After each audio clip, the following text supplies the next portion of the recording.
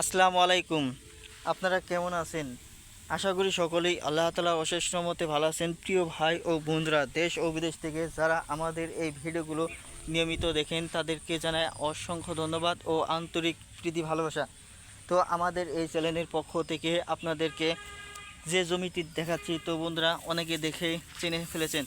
তো এই সবুজ বর্ণের যে গাছিগুলো দেখতে পাচ্ছেন, এগুলো হচ্ছে ধানের গাছি। তো প্রিয় ভাই বন্ধুরা, আপনারা যাদের জমি রয়েছে, উঁচু জমি কিংবা নিচু জমি, তো বন্ধুরা যে জমিতে পানি সব সময় ধরে রাখে, সেই জমিতে বন্ধুরা এক এক ধরনের ধান গাছি রোপণ করবেন। আবার বন্ধুরা যে জমিতে একদমই পানি নেই, সেই জমিতে কিন্তু আপনারা বিভিন্ন ধরনের ধান চাষ করে নিতে পারেন। যেমন কালোজিরা ধান রয়েছে, আউশ ধান রয়েছে, আমন ধান রয়েছে। তো বন্ধুরা শুধু ধান চাষ করার নিয়ম জানলেই হয়ে যাবে। তো অনেকে কিন্তু ধান চাষ করা আগ্রহী, কিন্তু ধান চাষ করেন কিন্তু তেমন সফলতা পাচ্ছেন না, লাভবান পাচ্ছেন না।